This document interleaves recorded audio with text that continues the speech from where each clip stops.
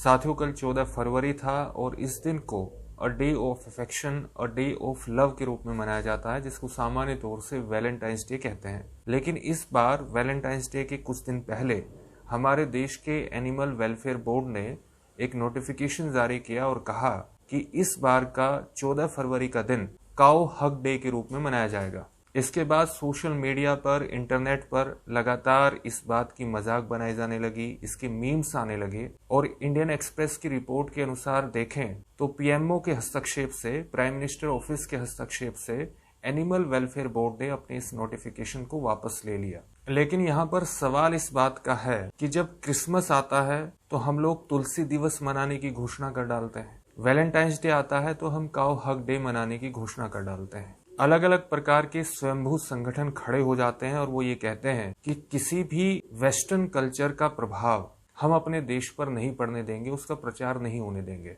Animal welfare board ने भी ये कहा कि वेस्टर्न कल्चर का एक प्रभाव है वैलेंटाइंस डे और इसलिए इसको काउंटर करने के लिए जरूरी है अपनी संस्कृति का प्रचार करना। इसलिए गाय के प्रति अपने लगाव, अपने प्यार को अभिव्यक्त करने के लिए जरूरी है कि हम काऊ हग डे मनाएं। असल सवाल यहाँ ये है कि क्या किसी भी कल्चर को या किसी कल्चर के प्रभाव को इस तरह से काउंटर किया जा सकता है? और जब आप अपनी संस्कृति का प्रचार या प्रसार किसी दूसरी संस्कृति के काउंटर के रूप में प्रस्तुत कर रहे हैं तो क्या आप अपनी इंफीरियरिटी कॉम्प्लेक्स को प्रदर्शित नहीं कर रहे? क्या आप अपनी हीन भावना को प्रदर्शित नहीं कर रहे? जो हीन भावना अपने आप में औपनिवेशिक शासन की देन है, यानी आप इस तरह से काउंटर कल्चर की चीजों को प्रस्तुत करके एक तरह से उसी मानसिकता को अभिव्यक्त कर रहे हैं जिस मानसिकता का प्रतिकार करने की बात कह रहे हैं।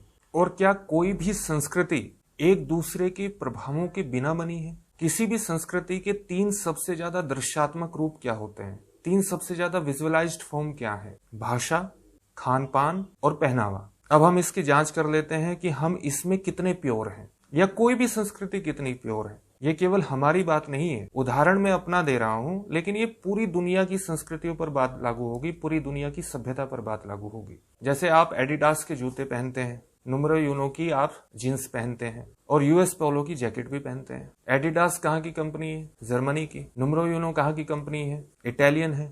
और यूएस पोलो अमेरिका की है। इसी तरह से हमारे खान पान की 3 सबसे एसेंशियल चीजें कौन सी हैं? आलू, प्याज, टमाटर। ये ऐसी चीजें हैं जो भारत की लगभग हर घर में आपको देखने को मिलेगी। आलू हमारे देश में 17वीं सेंचुरी में पुर्तगाली व्यापारियों द्वारा इंट्रोड्यूस किया गया। अब आप करिए इसका प्रतिकार, कैसे करेंगे?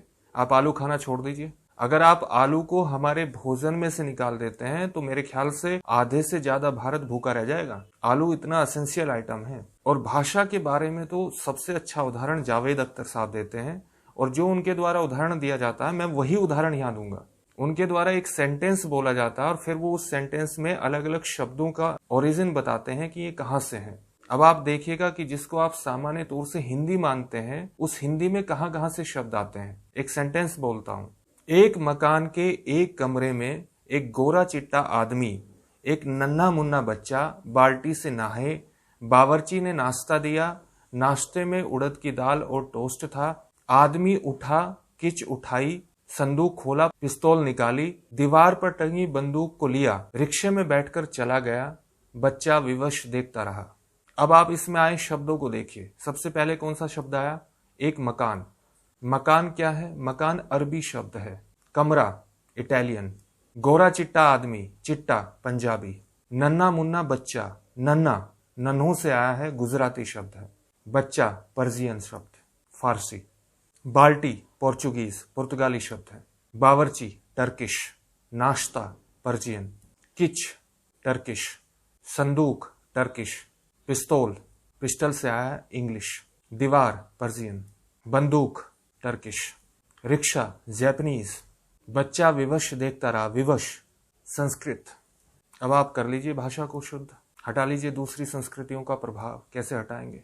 हम अपने दैनंदिन जीवन में सुबह से लेकर शाम तक, चाहे हमारी भाषा हो, बोली हो, हमारा पहनावा हो, हमारा खान पान है, हम हजारों साल की प्रक्रिया में अनगिनत संस्कृतियों पर एक दूसरे के इंटरेक्शन के कारण पड़े प्रभावों का नतीजा है। उन्हीं के प्रभावों से हमारी एक संस्कृति की निर्मित हुई है जो एक मिली जुली संस्कृति है। अगर आप इसका प्रसार करना भी चाहते हैं तो इसमें कॉन्फिडेंस रख करके इसका प्रचार करिए। किसी को काउंटर करने के लिए आप उसका प्रचार करना चाहते हैं तो ये आपकी हीन भावना को प्रदर्शित करता है, आपके अंदर के इंफीरियरिटी कॉम्प्लेक्स को प्रदर्शित करता है, जो इंफीरियरिटी कॉम्प्लेक्स ब्रिटिश शासन के दौरान हमारे देश की मानसिकता में दिया गया था और जिसके खिलाफ स्वामी विवेकानंद जैसे लोग खड़े हुए थे और उन्होंने भारतीय संस्कृति को दुनिया में इस तरह से प्रसारित किया था कि भारतीयों का आत्मसम्मान अपनी संस्कृति के प्रति बढ़े।